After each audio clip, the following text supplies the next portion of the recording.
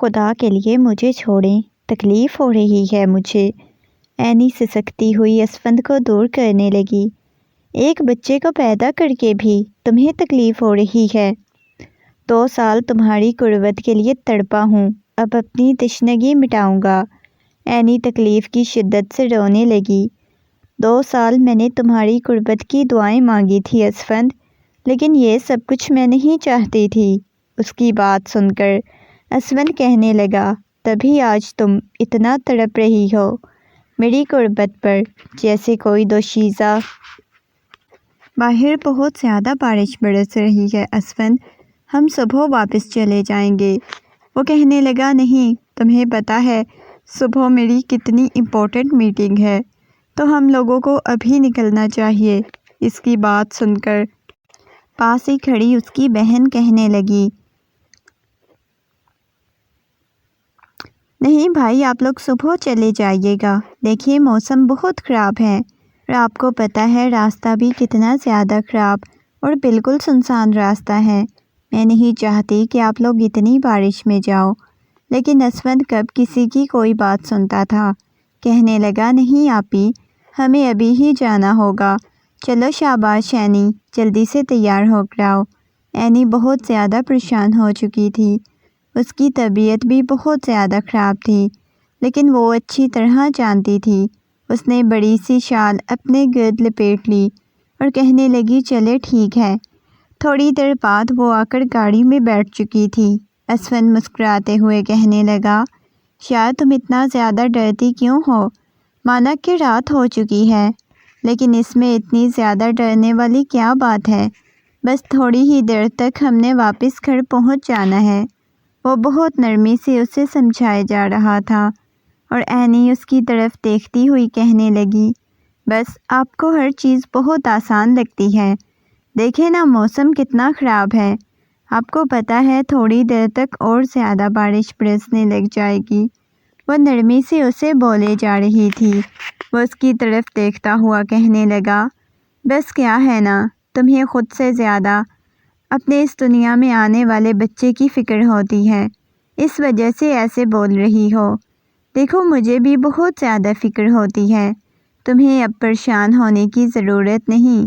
یہ کہہ کر اس کے ہاتھ کو اپنے ہاتھ کی گرفت میں لیتا ہوا وہ ڈرائیونگ کر رہا تھا، اور وہ مسکراتے ہوئے اسفند کی طرف دیکھے جا رہی تھی۔ ابھی ان کی گاڑی ایک سنسان سڑک پر چلتی جا رہی تھی۔ بارش کا زور بڑھتا جا رہا تھا۔ اچانک ہی ان کی گاڑی کے سامنے آ کر ایک گاڑی رکی تھی، اور یہ لمحہ تھا جب اینی کا دل حلق کو آیا تھا۔ وہ گھبراتی ہوئی کہنے لگی، پلیز گاڑی مت روکیں، مجھے پہلے ہی بہت زیادہ خوف محسوس ہو رہا ہے، آپ گاڑی مت روکیے گا۔ وہ گھبراتے ہوئے بولے جا رہی تھی۔ اسفند کہنے لگا، کیا ہو گیا ہے؟ شاید کسی کو ہیلپ کی ضرورت ہوگی، ایسے تو ہم نہیں نہ رک سکتے۔ وہ نفی میں سر ہلاتی ہوئی کہنے لگی، نہیں اسفند، گاڑی نہیں روکیے گا، مجھے پہلے ہی بہت زیادہ ٹینشن بنی ہوئی ہے۔ وہ اسفند کو سمجھانے کی کوشش کر رہی تھی، لیکن اسفند اس کی بات سننے کو تیار نہیں تھا۔ کہنے لگا، رکو، میں دیکھتا ہوں۔ یہ کہہ کر وہ ابھی گاڑی سے نکلنے ہی لگا تھا جب اچانک ہی 2 لڑکے اس کے پاس آ گئے۔ انہوں نے گاڑی کے شیشے کو ناک کیا تو اس نے شیشہ نیچے کیا تو سامنے ہی 2 نقاب پوش کھڑے ہوئے تھے۔ انہوں نے پسٹل اس کی طرف کی اور کہنے لگے، جو کچھ ہے وہ باہر نکالو، اور اسفند کے چہرے پر غصہ آ گیا۔ کہنے لگا، تم جانتے نہیں ہو میں کون ہوں، کل تک تم دونوں کو الٹا نہ لٹکوا دیا تو میرا نام بھی اسفند نہیں، اب شاباش نکلو یہاں سے۔ وہ غصے میں بول رہا تھا۔ اگلے ہی لمحے وہ کہنے لگے، بہت اکڑ دکھا رہا ہے نا تم، ابھی بتاتے ہیں۔ یہ کہہ کر وہ گاڑی کا دروازہ کھولنے لگے۔ اینی گھبراتے ہوئے کہنے لگی، جو کچھ ہے انہیں دے دیں پلیز، مجھے بہت زیادہ ڈر لگ رہا ہے۔ اینی کی بات سن کر انہوں نے اینی کی طرف دیکھا اور کہنے لگے، واہ، اتنی رات کو اتنا مست مال لے کے گھوم رہے ہو۔ اس کا یہ کہنا تھا کہ اسفند نے گاڑی کا دروازہ کھولا اور کہنے لگا، سالوں ابھی تمہیں بتاتا ہوں۔ یہ کہہ کر وہ ڈیش بورڈ سے اپنی پسٹل اٹھا چکا تھا۔ اس کے ہاتھ میں پسٹل دیکھ کر وہ تھوڑا پریشان ہو چکے تھے۔ اینی جلدی سے دوسری طرف سے گاڑی سے نکلتی ہوئی کہنے لگی، اسفند کیا ہو گیا ہے؟ پاگل ہو گئے ہیں کیا؟ پلیز واپس گاڑی میں بیٹھیں، مجھے ڈر لگ رہا ہے۔ واپس چلتے ہیں، اسفند کہنے لگا، پہلے انہیں تو مزہ چکھا لوں، یہ میرے بارے میں جانتے نہیں ہیں۔ اینی تو یوں تھی جیسے پاگل ہوئے جا رہی تھی۔ اسے ان سے بہت زیادہ خوف محسوس ہو رہا تھا، لیکن اگلے ہی لمحے وہ ہاتھا پائی کرنے پر اتر آئے۔ وہ دو تھے اور اسفند اکیلا۔ وہ مسلسل انہیں دور کرنے کی کوشش کر رہی تھی۔ اگلے ہی لمحے انہوں نے اینی کو دور دھکا دیا تو وہ پیچھے سڑک پر جا گری۔ یہ لمحہ تھا جب اسفند کو بہت زیادہ خوف محسوس ہوا۔ وہ کہنے لگا، خبردار، جو کسی نے میری بیوی کو ہاتھ لگانے کی کوشش کی۔ یہ کہہ کر وہ جلدی سے اینی کی طرف بڑھا۔ اگلے ہی لمحے گولی چلنے کی آواز آئی جو سیدھا اسفند کو لگی تھی۔ انہوں نے اسفند کو مارنے کی غرض سے گولی نہیں چلائی تھی، انہوں نے تو ویسے ہی چلائی تھی جیسے ہی وہ فوراً وہاں سے بھاگ چکے تھے۔ اسفند بارش میں پڑا ہوا تھا۔ اینی جلدی سے سیدھی ہوتی ہوئی اس کی طرف دیکھنے لگی۔ اس کا سر اپنی گود میں رکھتی ہوئی کہنے لگی، اسفند، آپ ٹھیک تو ہیں نا اسفند؟ آنکھیں کھولیں۔ اس کی آنکھیں بند ہوئے جا رہی تھیں۔ وہ مسلسل اس کی گال تھپ تھپانے کی کوشش کر رہی تھی۔ اپنے وجود میں اٹھتی درد کی ٹیسیں اور اس شخص کا بے جان ہوتا وجود، ہر چیز اسے پاگل کیے جا رہی تھی۔ اس نے فوراً سے موبائل نکالا اور اپنے دیور کو کال کرنے لگی۔ دوسری طرف سے فوراً ہی کال پک کر لی گئی۔ وہ کہنے لگی، ولید بھائی آپ کہاں ہیں؟ پلیز یہاں پر کچھ ڈاکو آ گئے تھے، پلیز یہاں جلدی پہنچ جائیں۔ وہ گھبراتے ہوئے بات مکمل بھی نہیں بتا سکی، روتے ہوئے کہنے لگی، اسفند کو گولی لگی ہے۔ یہ کہہ کر وہ سسکیوں کے ساتھ رونے لگی تھی۔ اس نے روتے ہوئے ولید کو کہا، پلیز آپ جلدی سے آ جائیں۔ وہ کہنے لگا، مجھے جلدی سے لوکیشن بھیجو، آپ لوگ کہاں ہو؟ وہ کہنے لگی، ٹھیک ہے میں بتاتی ہوں۔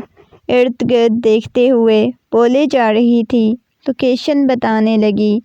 تھوڑی ہی دیر بعد وہ لوگ وہاں پہنچ چکے تھے۔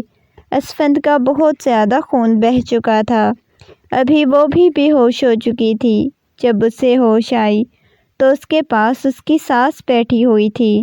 انہیں دیکھتے ہی وہ فوراً سے اٹھنے لگی تو اس کی ساس کہنے لگی، بیٹا ریلیکس ہو جاؤ، تمہاری طبیعت ٹھیک نہیں ہے۔ وہ کہنے لگی، پاس ہی بیبی کارٹ میں ایک چھوٹا سا بچہ لیٹا ہوا تھا۔ وہ مسکراتے ہوئے کہنے لگی، میری بیٹی ہوئی ہے یا بیٹا ہوا ہے؟ اسے فوراً ہی اسفند کا خیال آیا۔ اسفند کا نام سنتے ہی وہ بالکل خاموش ہو چکی تھیں۔ وہ کہنے لگی، کیا ہوا ہے؟ اب خاموش کیوں ہو گئی ہیں؟ مجھے اسفند کے بارے میں بتائیں نا، اسفند کہاں ہے؟ وہ رو دینے کو تھی کیونکہ اس نے آخری دفعہ جیسی اسفند کی حالت دیکھی تھی، بار بار وہ اس کی آنکھوں کے سامنے گھومے جا رہی تھی۔ اس کی ساس کہنے لگی، دیکھو بیٹا، تم ابھی پریشان نہیں ہو، اسفند بالکل ٹھیک ہے، پلیز تم آرام سے لیٹ جاؤ، تمہاری طبیعت بالکل بھی ٹھیک نہیں۔ وہ بہت آرام سے بولے جا رہی تھی۔ وہ کہنے لگی، مجھے میرا بیبی دکھائے نا۔ وہ کہنے لگی، تمہارا بیٹا ہوا ہے۔ وہ بہت زیادہ مسکرانے لگی، کہنے لگی، اسفند کو بلائیں نا، میں نے اسفند سے ملنا ہے۔ وہ بہت نرمی سے بولے جا رہی تھی، لیکن اس کی ساس کہنے لگی، ابھی تم اسفند سے نہیں مل سکتی، اس کی طبیعت نہیں ٹھیک، ڈاکٹر نے اسے اٹھنے سے منع کیا ہوا ہے۔ وہ کہنے لگی، اچھا ٹھیک ہے، میں خود اس کے پاس چلی جاتی ہوں نا، پلیز مجھے جانا ہے۔ اس کی آنکھوں میں نمی تیر رہی تھی۔ اس کی ساس گہری سوچ میں گم ہو چکی تھی۔ اسے سمجھ نہیں آ رہی تھی وہ کیسے اسے حقیقت بتائیں۔ وہ کہنے لگی کیا ہو گیا ہے؟ مجھے میرے شوہر کے پاس جانا ہے نا، کیوں نہیں جانے دے رہی؟ روتے ہوئے بولے جا رہی تھی۔ اس کی ساس کہنے لگی دیکھو بیٹا، سب سے پہلے تو صبر اور حوصلے سے کام لو، تمہیں بہت زیادہ برداشت سے کام لینا ہوگا۔ ان کی باتیں اسے پریشان کیے جا رہی تھی۔ روتے ہوئے کہنے لگی امی جان وہ ٹھیک تو ہے نا؟ پلیز مجھے بتائیں، وہ ٹھیک تو ہے نا؟ انہیں کچھ ہوا تو نہیں نا؟ پلیز۔ وہ روتے ہوئے بولے جا رہی تھی اور اس بات میں سر ہلاتی ہوئی کہنے لگی ہاں وہ ٹھیک ہے، اسے کچھ بھی نہیں ہوا، وہ بالکل ٹھیک ہے، تمہیں پریشان ہونے کی ضرورت نہیں۔ اور اتنی ہمت نہیں ہو رہی تھی کہ اینی کو سب کچھ بتاتی، اس وجہ سے آرام کرنے کا کہہ رہی تھی، اور اینی میں اتنی ہمت نہیں تھی کہ وہ مزید کچھ پوچھ کر وہ کبھی بھی برداشت نہ کر سکے، اس وجہ سے کہنے لگی اچھا ٹھیک ہے، میں تھوڑی دیر آرام کرتی ہوں، اس کے بعد مجھے اسفن سے ملائیے گا۔ وہ کہنے لگی ہاں بالکل ملاؤں گی، چلو تم تھوڑی دیر آرام کر لو۔ انہوں نے اس کے بیٹے کو اس کی گود میں ڈالا تو وہ مسلسل اپنے بیٹے کی طرف دیکھے جا رہی تھی، مسکراتے ہوئے کہنے لگی یہ اسفن کی طرح ہے نا؟ اس کی ساس مسکراتے ہوئے اس بات میں سر ہلانے لگی، کہنے لگی ہاں بالکل، یہ میرے بیٹے کی طرح ہے۔ یہ کہہ کر انہوں نے اپنے پوتے کی پیشانی پر بوسہ دیا تھا اور وہ بھی مسکراتے ہوئے دیکھے جا رہی تھی۔ تھوڑی دیر بعد اینی کی پھر سے وہی ضد شروع ہو چکی تھی، کہنے لگی مجھے اسفن سے ملنا ہے، پلیز مجھے لے کر جائیں نا۔ وہ کہنے لگی ٹھیک ہے چلو۔ اس کی ابھی کچھ طبیعت پہلے سے بہتر ہو گئی تھی، اسے اپنے سہارے دوسرے روم میں لے کر آئی جہاں پر وہ مشینوں میں جکڑا پڑا ہوا تھا۔ وہ کہنے لگی یہ دیکھ لو گے، برداشت کر سکتی ہو اس کی حالت؟ کیا ہوا ہے؟ یہ ٹھیک تو ہے نا؟ انہیں ہوش کیوں نہیں آ رہی؟ یہ کب سے بے ہوش ہیں؟ وہ روتے ہوئے بولے جا رہی تھی۔ وہ کہنے لگا امی جان پلیز، بولا تھا نا انہیں نہ لے کے آئیں۔ اتنے میں اس کا دیور کمرے میں داخل ہو چکا تھا۔ وہ کہنے لگی ولید بھائی، اسفن کو کیا ہوا ہے؟ دیکھے نا وہ ہوش میں کیوں نہیں آ رہے؟ وہ روتے ہوئے بولے جا رہی تھی۔ وہ کہنے لگا امی جان، میں نے آپ کو منع کیا تھا کہ اینی بھابھی کو یہاں پہ نہیں لے کے آنا، ان کی کنڈیشن کے بارے میں آپ اچھی طرح جانتی ہیں۔ وہ کہنے لگی دیکھو وہ بہت زیادہ ضد کر رہی تھی، بار بار کہہ رہی تھی کہ مجھے اسفند کے پاس جانا ہے، تو اب میں انکار تو نہیں کر سکتی تھی نا۔ یہ کہہ کر وہ وہاں سے جا چکی تھی۔ وہ کہنے لگا دیکھیں بھابھی، فی الحال وہ کوما میں چلے گئے ہیں، لیکن ڈاکٹرز بولتے ہیں بہت جلد وہ ٹھیک ہو جائیں گے، زیادہ پریشانی والی بات نہیں۔ یہ سن کر اینی کی آنکھوں میں سے مسلسل آنسو بہے جا رہے تھے۔ وہ روتے ہوئے نفی میں سر ہلانے لگی، کہنے لگی نہیں، ایسا نہیں ہو سکتا، ایسے کیسے کوما میں چلے گئے؟ دیکھے تو صحیح، وہ مجھ سے اتنی زیادہ محبت کرتے تھے، کہتے تھے کبھی تمہیں چھوڑ کے نہیں جاؤں گا۔ وہ کہنے لگے دیکھو آپ کو چھوڑ کے کہیں بھی نہیں گئے، ان کی طبیعت نہیں ٹھیک۔ وہ بچوں کی طرح اسے سمجھانے کی کوشش کر رہا تھا۔ اینی کی آنکھوں میں سے مسلسل آنسو بہے جا رہے تھے۔ 2-3 دن بعد وہ ہاسپٹل سے ڈسچارج ہو چکی تھی۔ جیسے ہی وہ اپنے کمرے میں آئی، اسے یہ کمرہ کھانے کو دو رہا تھا۔ اسے خود پر غصہ آ رہا تھا، کاش وہ نہ اس رات وہاں سے واپس آتے، نہ ہی یہ سب کچھ ہوتا۔ ہر لمحہ وہ اس کمرے میں اسفند کو مس کرنے لگی تھی۔ آج اس کا ضبط جواب دے چکا تھا۔ وہ اپنی ساس کو کہنے لگی دیکھیے اسفند ٹھیک ہوتے ہیں نہیں ہوتے، بے شک وہ کوما میں ہیں، لیکن انہیں واپس لے آئیں، میں نے اپنے کمرے میں دیکھنا ہے۔ میں انہیں خود سے دور نہیں رکھنا چاہتی، میں خود ان کا خیال رکھنا چاہتی ہوں، روتے ہوئے بولے جا رہی تھی۔ اس کی ساس نے غصے میں اس کی طرف دیکھا، کہنے لگی دیکھو، پہلے ہی وہ بہت زیادہ بیمار ہے، اوپر سے تم نے الگ سے ہمیں پریشان کیا ہوا ہے، پہلے ہی ہم اپنے بیٹے کی وجہ سے بہت زیادہ پریشان ہیں۔ اپنی ساس کا یہ رویہ دیکھ کر اسے بہت زیادہ حیرت ہوئی۔ آج سے پہلے تو اس کی ساس نے اس انداز میں بات نہیں کی تھی جیسے وہ آج بات کر رہی تھی۔ وہ کہنے لگی کیا ہو گیا ہے امی جان؟ یہ سب کچھ میری وجہ سے تو نہیں ہوا۔ وہ کہنے لگی جب سے تم میرے بیٹے کی زندگی میں آئی ہو، کبھی اس نے ایک پل بھی سکون کا گزارا ہے؟ الگ سے تم نے اسے تنگ کر کے رکھا ہوا تھا۔ ایسی حالت میں تم لوگوں کو کیا ضرورت تھی وہاں سے نکلنے کی اور یہاں آنے کی؟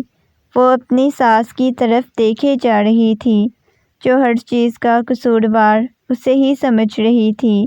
ولید کہنے لگا امی جان کیا ہو گیا ہے؟ کیوں آپ بھابھی پر چلا رہی ہیں؟ بھابھی پلیز آپ کمرے میں جائیں، آپ چاہتی ہیں بھائی کو ہم گھر لے کر آئیں، ان کا خیال رکھ سکتی ہیں تو میں واپس لانے کے لیے تیار ہوں۔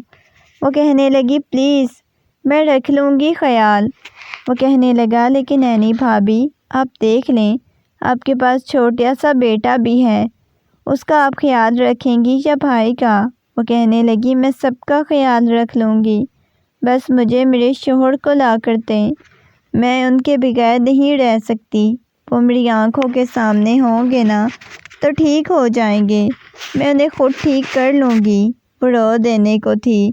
اس کی ساس نفرت بھری نگاہوں سے عینی کی طرف دیکھتی ہوئی کہنے لگی ایسے ٹھیک ہونا ہوتا تو کیا بات تھی؟ وہ خاموش ہو گئی تھی۔ اس نے مزید اپنی ساس کی بات کا جواب نہیں دیا، لیکن اسے اپنی ساس کے رویے سے بہت زیادہ افسوس ہوا تھا۔ ہمیشہ اس نے اپنی ماں کا درجہ دیا تھا اپنی ساس کو، لیکن اس کی ساس نے اس دفعہ بھی اسے ہی قصوروار ٹھہرایا۔ کب سے ان کا تلخ رویہ برداشت کرتی آئی تھی، لیکن اب اسفند بھی نہیں تھا جو اسے حوصلہ دیتا، دلاسا دیتا، یہ کہتا کہ پریشان مت ہو، امی جان ٹھیک ہو جائیں گی تمہارے ساتھ۔ اس کی سب سے بڑی غلطی ہی یہ تھی جو اس نے اسفند کے ساتھ شادی کی تھی، اور شادی میں اس کی ماں کی رضامندی شامل نہیں تھی، لیکن اس کے باوجود بھی اسفند نے اس کا انتخاب کیا۔ رات کے وقت ولید اسفند کو واپس لے کر آیا۔ اسفند کو اس حال میں دیکھ کر اس کا دل خون کے آنسو رونے لگ گیا۔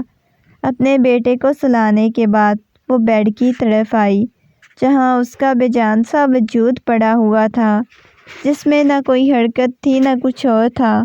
اس کے پاس آئی اور دھیرے سے اس کے سینے پہ سر رکھ کر لیٹ گئی، کہنے لگی آپ کو پتہ ہے نا میں آپ سے کتنی زیادہ محبت کرتی ہوں، آپ کے بغیر نہیں رہ سکتی۔ وہ روتے ہوئے بولے جا رہی تھی، لیکن وہ شخص کہاں اس کی باتیں سن رہا تھا۔ 2-3 دن تک اسے گھر میں ہی رکھا تھا، لیکن اس کے بعد وہ بہت عجیب سا ہونے لگ گیا۔ ولید کہنے لگا بھابھی ایسا ممکن نہیں کہ ہم کو بھائی کو گھر میں رکھیں، میرے خیال سے ہمیں واپس ہاسپٹل ہی ایڈمٹ کروا دینا چاہیے۔ یہ سن کر وہ مزید پریشان اور اداس ہو چکی تھی۔ وہ کہنے لگا دیکھیں بھابھی زیادہ پریشان ہونے کی ضرورت نہیں، جتنا ہم انہیں ہاسپٹل میں رکھیں گے وہاں پر ان کا ٹریٹمنٹ چلے گا، اتنی ہی جلدی وہ ٹھیک ہو جائیں گی۔ اس کی بات سن کر عینی نے واپس ہاسپٹل جانے کی اجازت دے دی تھی، لیکن ابھی بھی وہ بہت زیادہ دکھی اور اداس رہنے لگ گئی۔ اس واقعے کو 2 سال گزر چکے تھے اور ابھی تک وہ ہوش میں نہیں آیا تھا۔ اس کا بیٹا 2 سال کا ہو چکا تھا اور وہ چاہتی تھی جلد از جلد ٹھیک ہو جائے۔ ہمیشہ ہی ولید اسے حوصلہ دیتا، دلاسا دیتا، کہتا بھابھی پریشان ہونے کی ضرورت نہیں، وہ بہت جلد ٹھیک ہو جائیں گے۔ رات کا وقت تھا، وہ گہری نیند سو رہی تھی جب اچانک ہی دروازے پر بہت زور سے دستک ہونے لگی۔ وہ مشکل اپنی آنکھیں کھولتی دیکھنے لگی، پھر دروازے کے پاس آئی۔ اتنی رات کو تم یہاں کیا کر رہی ہو؟ سامنے کھڑے ولید کو دیکھ کر بولی۔ بھابھی بھائی کو ہوش آ گیا ہے، ابھی ڈاکٹرز کی کال آئی تھی، پلیز ہمیں ابھی ہاسپٹل جانا ہوگا۔ یہ سننا تھا کہ اینی کو یوں محسوس ہوا جیسے اس کی ساری دعائیں قبول ہو چکی ہوں۔ وہ مسکراتے ہوئے کہنے لگے، کیا تم سچ کہہ رہے ہو؟ میں انہیں ہوش آ گیا ہے، مجھے جلدی سے ہاسپٹل لے چلو۔ تھوڑی ہی دیر بعد وہ ہاسپٹل پہنچ چکے تھے۔ جیسے ہی اس نے دیکھا، فوراً ہی جا کر اس کے ہاتھ کو اپنے ہاتھ کی گرفت میں لے لیا۔ اس کے ہاتھ کو لبوں سے لگاتی ہوئی بہت شدت سے رونے لگ گئی، اور اتنے دنوں بعد، بلکہ 2 سال بعد اسے دیکھ رہا تھا، لیکن اسے ابھی بالکل بھی اندازہ نہیں تھا کہ وہ کوما سے باہر آیا ہے۔ مسلسل اینی کی طرف دیکھے جا رہا تھا۔ وہ دیوانہ وار اس کے ہاتھوں کو چومے جا رہی تھی۔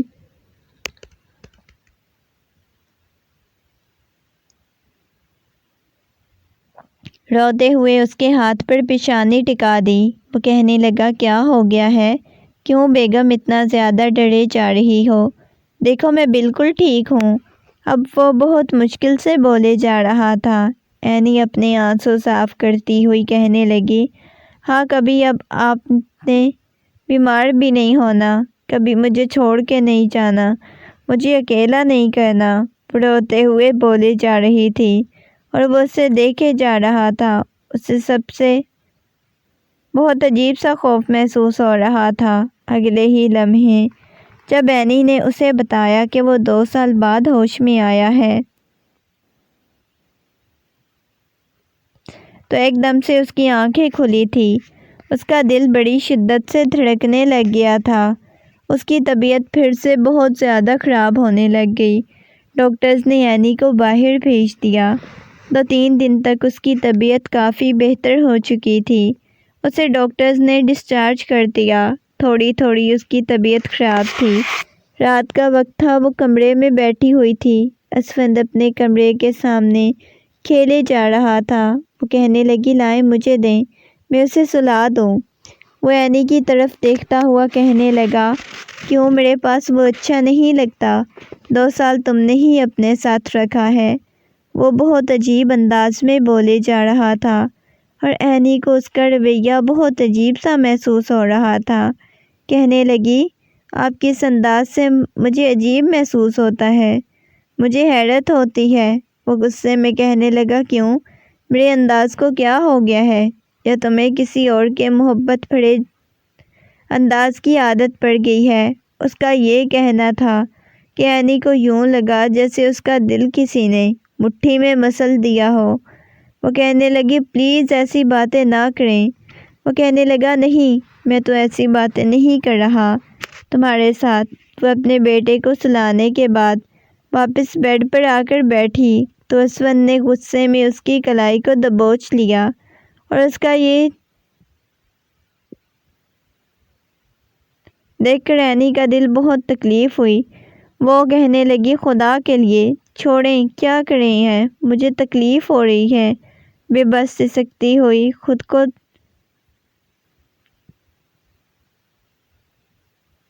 خود سے دور کرنے کی کوشش کرنے لگی۔ وہ کہنے لگا، کیا ہو گیا ہے؟ اتنی سی تکلیف تم سے برداشت نہیں ہو رہی؟